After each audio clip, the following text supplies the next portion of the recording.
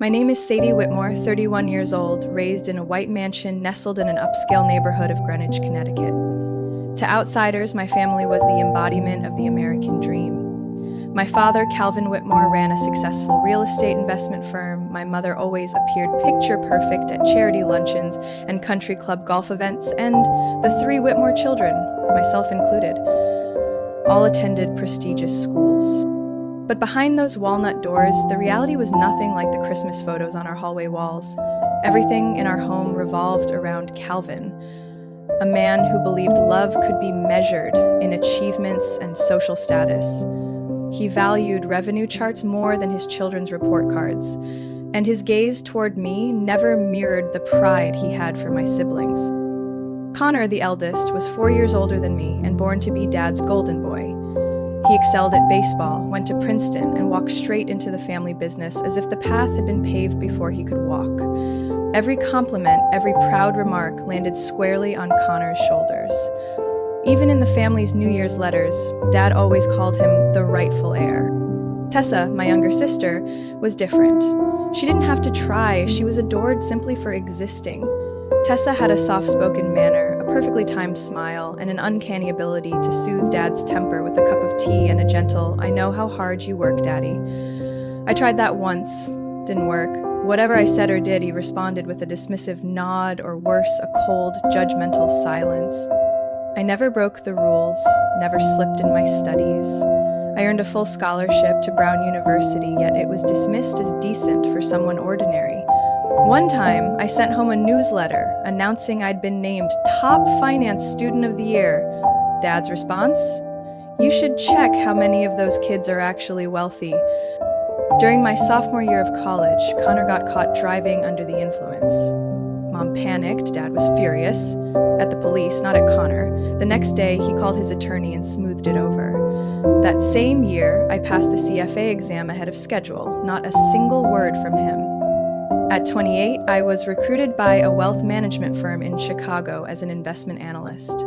I rented my own place, paid off my student loans, and never asked for a penny. But during the 4th of July family gathering, when relatives asked how I was doing, Dad merely said, "Sadie's smart, but she doesn't know how to leverage opportunities. She's always trying to do everything her own way." Then he went on to brag about Connor's latest acquisition of a commercial tower, despite everyone knowing most of the funding came from Dad's trust. Tessa, meanwhile, was working as a marketing assistant for a luxury beauty brand. Her job mostly involved attending events and posting on social media. But Dad told his friends she was leading global brand operations. And me? I had just helped clients achieve nearly 17% growth in a volatile market. But he called me our little finance girl. The older I got, the clearer it became that my efforts were always dimmed by his built-in favoritism. I wasn't like Connor, the embodiment of his ambitions. I wasn't like Tessa, the one who made him feel adored. I was the one in the middle, treated like a background character in a family drama directed by him. And slowly I began to understand. His indifference had never been about me not being good enough. It was because, from the very beginning, I was never the lead in his story. I moved to New York at 29, carrying 2 suitcases, an old laptop, and just enough savings to cover a month's rent in Brooklyn. Unlike Connor, I had no starter fund, no letters of recommendation from Dad. I began by sending out over 100 job applications. Most went unanswered. My first job was as an analyst at a small private finance firm with just 3 people in a musty 3rd-floor office in the Flatiron district. I worked 12-hour days and studied for my CFP certification on weekends. No one called my name at family gatherings. But the numbers started calling it. 18 months later, a more reputable fund management company noticed me. A year after that, I transitioned to Knox & Brewster Capital, headquartered on the 62nd floor of a Manhattan glass tower. On my first day walking into that building, I wondered, if Dad saw this place, would he be proud? Every step up in my career, from analyst to portfolio manager to vice president, I kept to myself. I didn't post online, didn't tell relatives, didn't call home to brag. But inside, I wasn't at peace. I still waited for the day he'd call just to say, "I misjudged you." Then the opportunity came. I was appointed Director of Private Wealth Strategy, a position rarely held by anyone under 35. With a 7-figure salary and equity bonuses, I could now live anywhere I wanted, buy anything once considered extravagant. But I only thought of one thing. 3 weeks after the promotion, I put down a deposit on a Mercedes Maybach S680, deep forest green with metallic sheen and luxurious brown leather interiors. It was the same car Dad once mentioned over dinner years ago. Only 3 guys at my golf club own it. That's what real class looks like. I never forgot the way his eyes lit up. Not once had they looked that way at me. I didn't buy the car because he needed it. I bought it as an investment, not in a vehicle, but in the possibility of being loved. In my head, I imagined him opening the gift box, seeing the sleek key with the silver star, looking up, his eyes stunned. Sadie, is this? The life doesn't follow your imagination. I invited him to the Ocean Club in Darien, the restaurant where he usually hosted his VIP clients.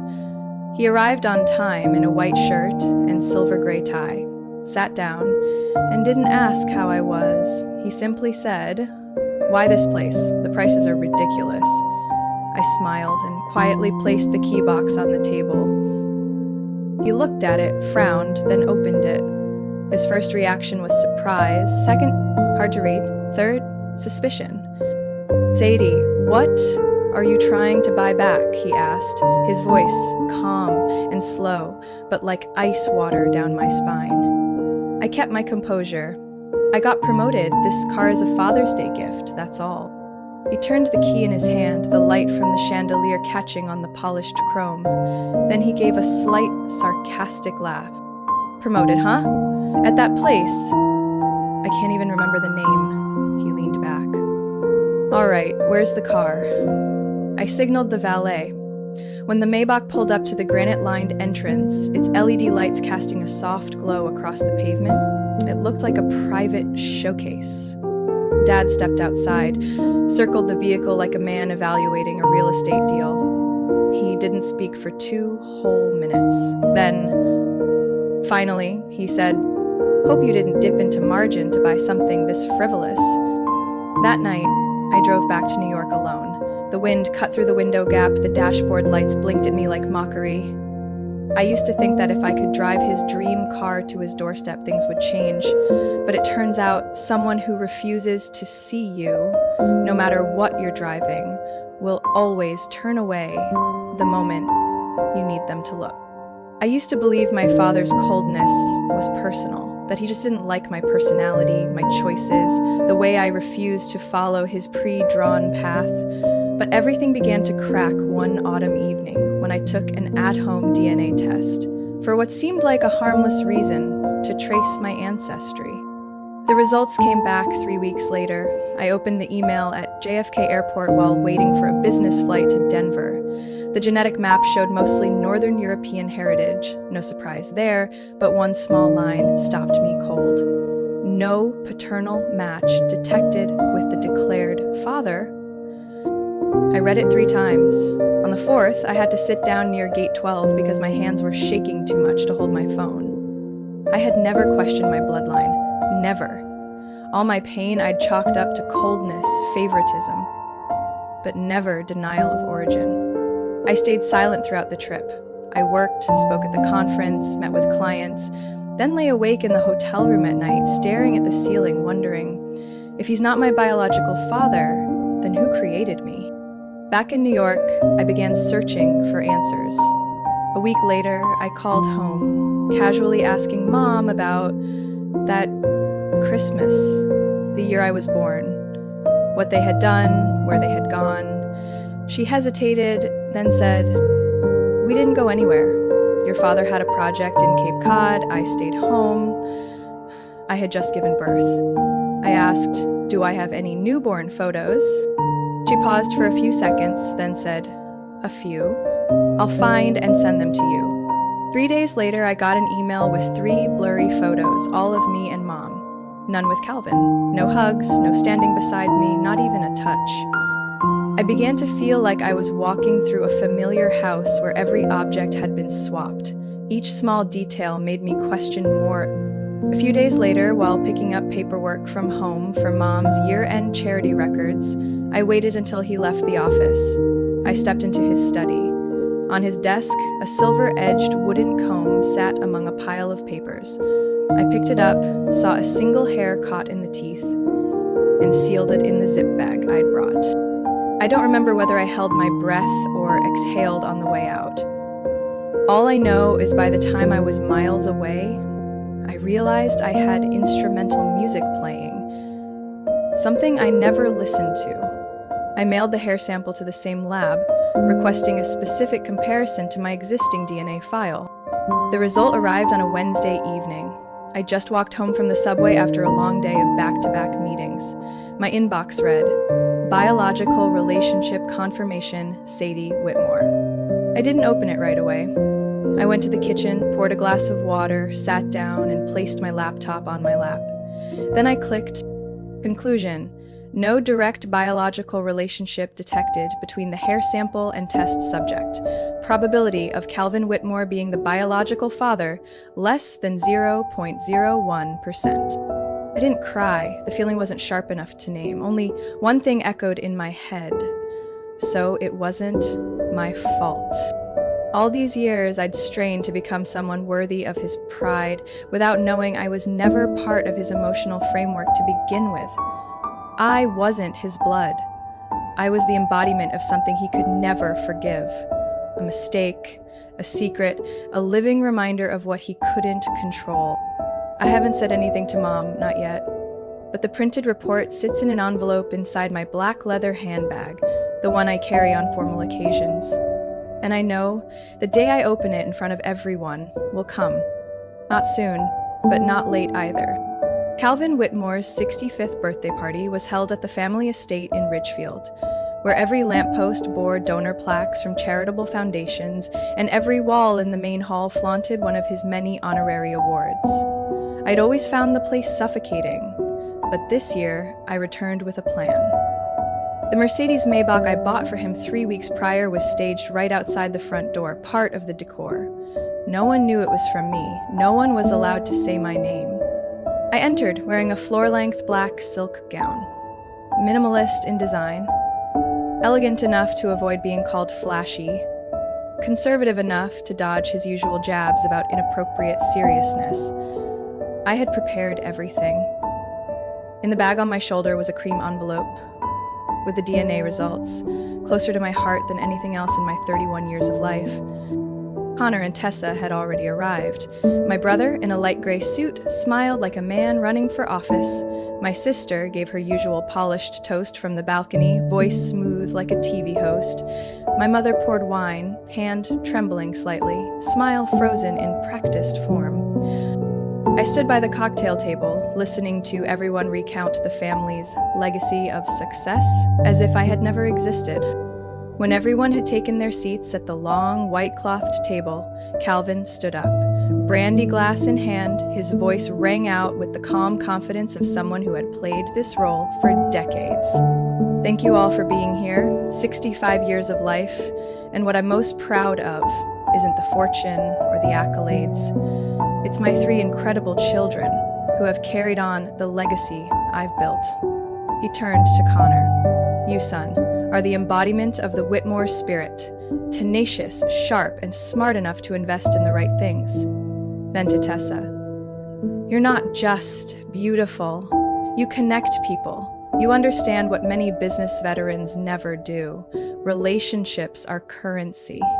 I tightened my grip on my glass. His gaze finally swept across to me, then paused deliberately. And Sadie, he paused for effect, like a seasoned actor. The whole table held its breath. Sadie has always chosen her own path, sometimes so much her own she's lost direction. But hey, every family needs someone to act as contrast. He smiled, not warmly, but like a clean slice through candlelit air. No one spoke. No one laughed. A few averted their gaze. My mother dipped her head. Tessa nervously reached for food. Connor gave me a strained, pitying smirk. I set my glass down, lifted my chin.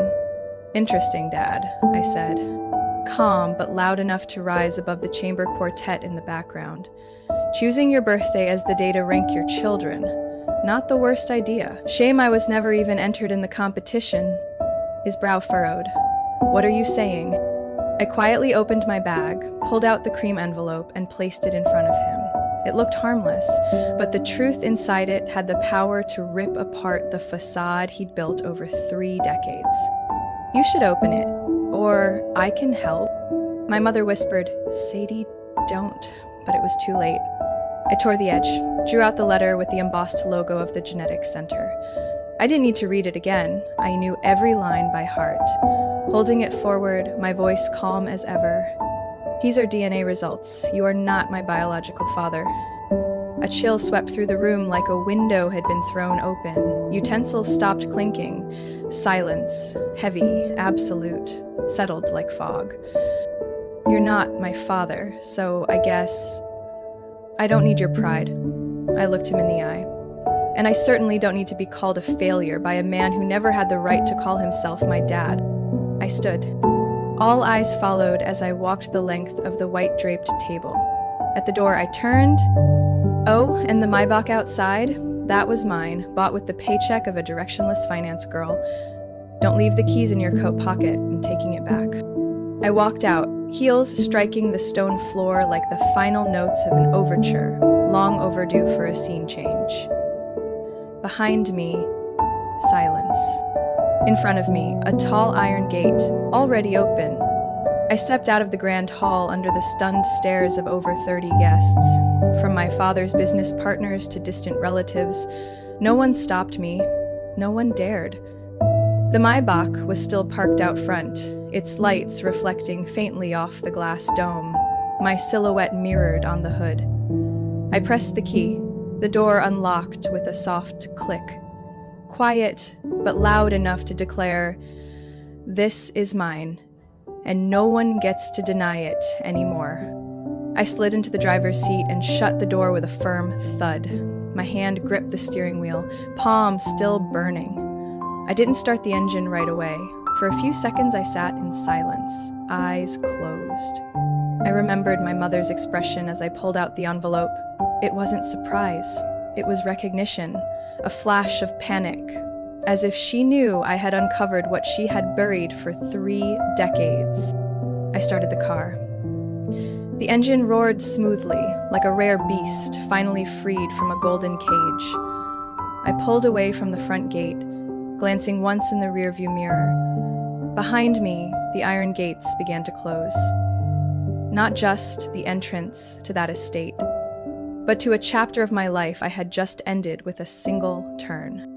The long sloped road rolled past rows of cedar trees, garden lights retreating into the distance, pale glows that no longer had power over me.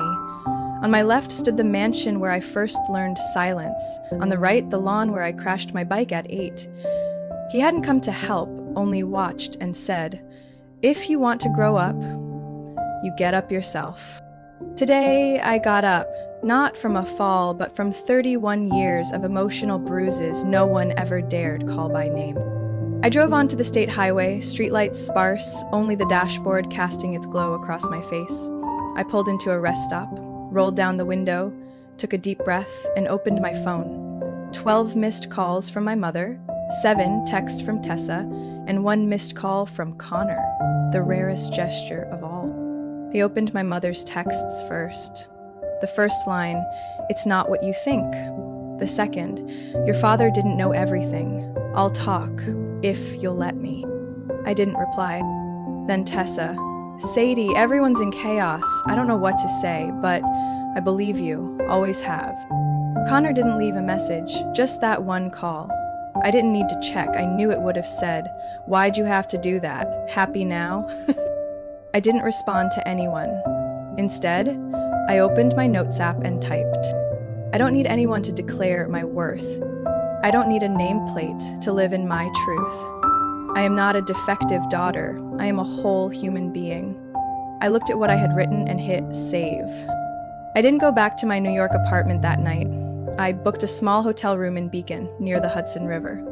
A place no one could find me for a few days. I needed quiet. not to think, but to recover. The next morning, while having breakfast alone, I opened my laptop and logged into my personal investment portal. I sold part of the equity I'd been building over the last 3 years and transferred the funds to a new account I had created the night before, under my name with no ties to the Whitmore family. The name of the account? Sadie Whitmore Legacy Fund. The next morning, I woke up in that small hotel room by the Hudson River to nearly 30 missed calls, 14 from my mother, 5 from Tessa, the rest from the Ridgefield house number I had long since deleted. Not a single one from my father. Nothing from Connor. I poured myself a cup of black tea and stepped onto the balcony. The morning chill sobered me faster than caffeine ever could. As I played the first voicemail, my mother's voice cracked through the speaker, like she was trying to speak through a storm. Sadie, please hear me out. This is something I should have told you a long time ago. I froze, back pressed to the glass, phone tight to my ear. Your biological father's name was Michael Reese. I met him my senior year at Wellesley. He studied engineering at Dartmouth. Gentle, kind, and nothing like the world your grandparents had planned for me. She paused for a long moment before going on. We were in love for over a year, but when I found out I was pregnant, he had just received a 3-year research fellowship in Italy. I didn't tell him. Back then, my parents were arranging my engagement to your father, or, well, to Richard. I bit my lip. The shock wasn't as sharp as it had been the night before, but something still ached, like realizing you've lost a bone your body had grown used to carrying. Richard always knew you weren't his. I told him from the beginning. He said it didn't matter, that he wanted a family and would accept everything about my past. I believed him. Another pause. But once you were born, he grew distant. He wouldn't touch you. He never rocked you to sleep. He looked at you like a debt I'd dragged in. I closed my eyes. The air was colder, but I didn't go inside. I needed to hear it all. I was wrong, Sadie. I was wrong to stay silent. Wrong to let you grow up thinking you had to earn love. I saw the way he mocked you, how he praised Connor and Tessa while pretending you didn't exist, like you were a scratch on the marble he was polishing. I thought I'd be angry, but what I felt was emptiness. Her final text read, "If you're willing, I'd like to see you, not to explain, but to apologize, as a person, not as a mother." I didn't reply, but deep down, I already knew. I would go. 3 days later, I picked a small cafe in Dobbs Ferry, about an hour from Manhattan. I arrived early.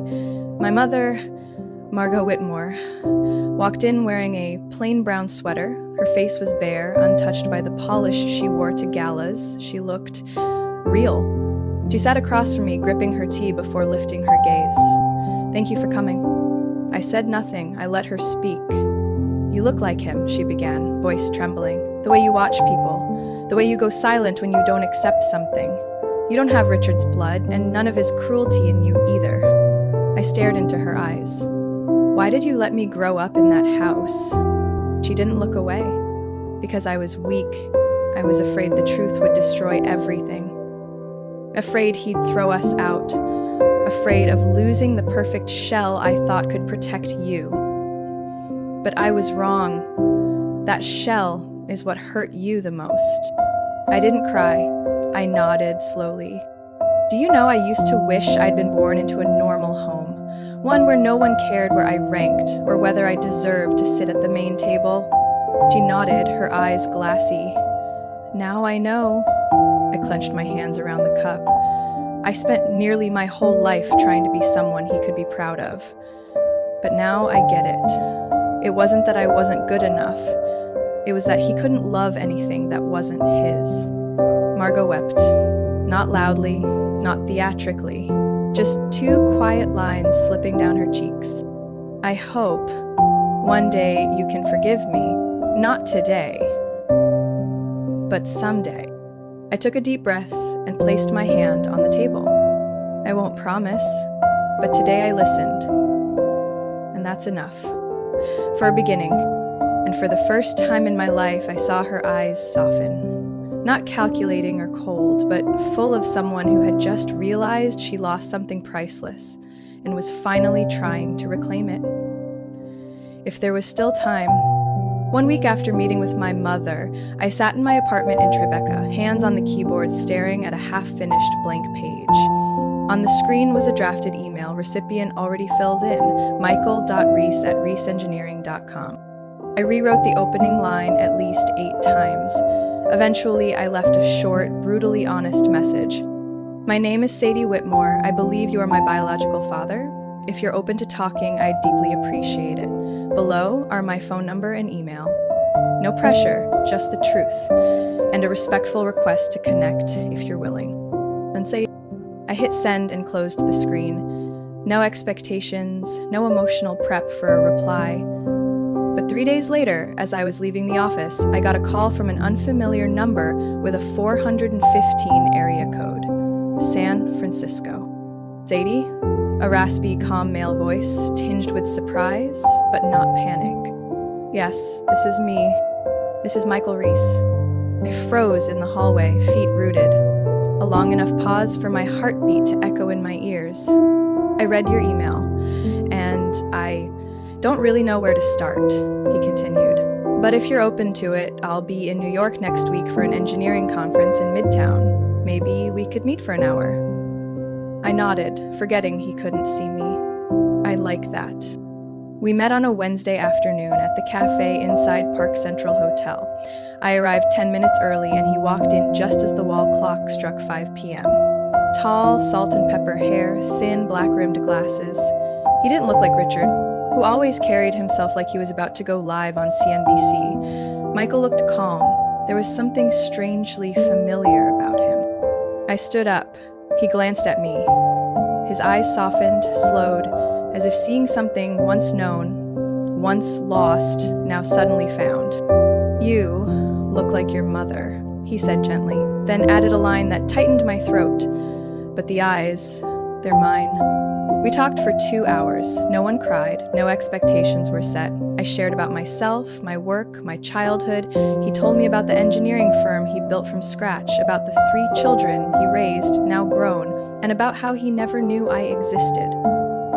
When I left for Italy, I wrote a breakup letter. Your mother never said anything about being pregnant, he said slowly.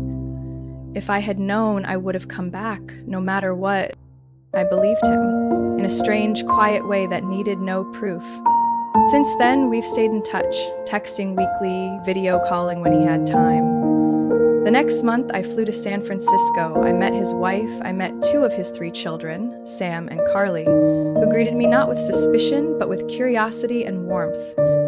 I don't call them family, but it's the beginning of something not tied to pain.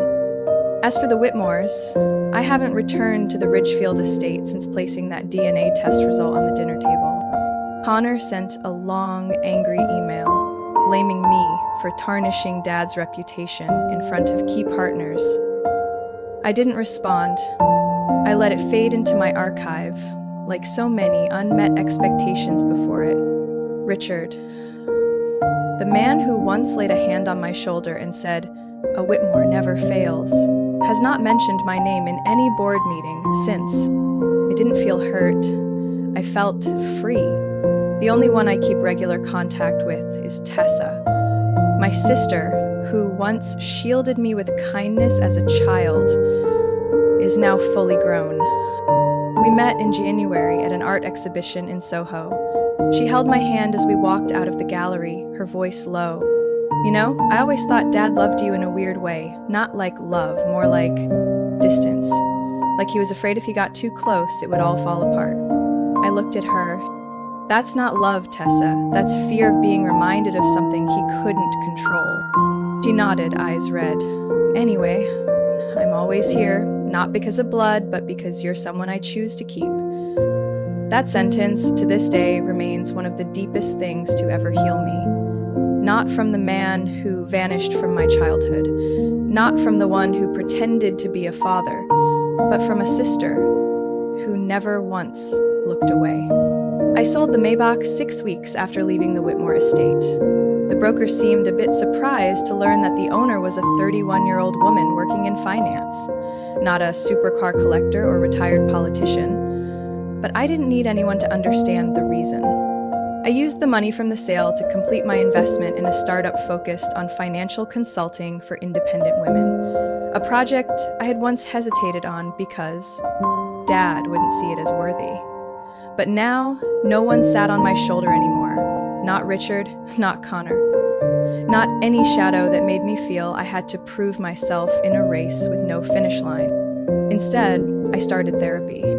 My therapist's name is Meredith, in her 50s, soft-spoken but sharp. At our first session, she asked, "Sadie, if there were no one left to please, how would your true self choose to live?" That question stunned me. I had never thought about it. For most of my life, I lived to be seen. Every report card, every promotion, every expensive gift, all aimed at a nod I never received. But it was precisely the absence of that nod that forced me to learn to keep my head up and keep going. No one gave me validation. I had to sign my own name across my life. 3 months into therapy, I slept through the night without dreaming of Dad standing at my bedroom door, asking, "You think that'll impress me?" I also stopped reading business headlines just to see if my company's name showed up. I gradually stopped measuring my worth by how others looked at me, even those who once called me a failure.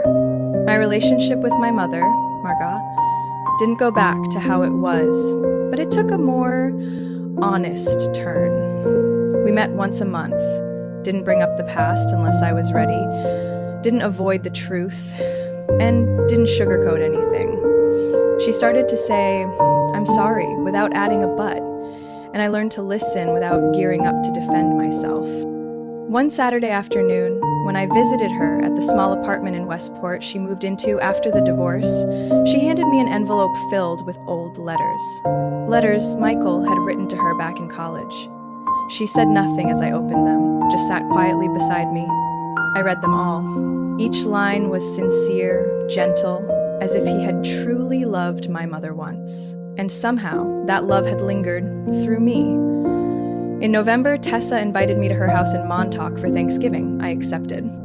The dinner was small, just Tessa, her husband, their 2 kids, and me. No rituals, no scrutinizing glances, no chairs arranged by invisible rules. Tessa roasted the turkey, the kids ran circles around the living room, and I helped set the table, wore an apron, mashed potatoes like I'd done it all my life. As we sat down to eat, Tessa raised her glass of red wine and smiled at me. To Sadie, the one who didn't just survive, but dared to rewrite her own story. I laughed, not the forced kind from years past, but the kind that bursts out from a place no longer heavy. I looked around the table. No one here shared my blood type. No one here had attended my graduation or watched me accept my first job offer. But everyone here chose to be present in this moment for one simple reason. They saw me. Not because I succeeded, not because of shared DNA, but because I was me. I don't know if I'll ever call Michael Dad, but I know he listens, accepts, and doesn't try to fix me. And that's enough. I don't expect my mother to make up for the past, but I see her trying step by step. For the first time, not to preserve appearances, but to heal. And I don't think I'll ever return to that old house in Ridgefield. I don't need to walk through those iron gates again, because I'm no longer standing outside hoping to be let in. I am exactly where I belong. A small dinner table, a warm kitchen, and a family that needs no proof. Freedom sometimes doesn't come from erasing the past, but from facing it and choosing to move forward, even with the scars. And growing up might just be the first time you smile, not for anyone else, but because you've stopped trying to be loved and started living like you deserved it all along. Sadie's story is a powerful reminder that kindness and effort should never become currency to earn love from those who never intended to give it. When buried truths become a weight too heavy to bear, Choosing to face them and step out from the shadow of expectations is the bravest act of all. In real life, if you've ever lived just to be validated, remember this: your worth isn't defined by someone else's gaze. It lies in the moment you choose yourself, even if it costs you an entire chapter of your past. What do you think about Sadie's journey? Was she too harsh or simply claiming what she always deserved? Share your thoughts below, and don't forget to follow the channel for more powerful stories about family and finding your way.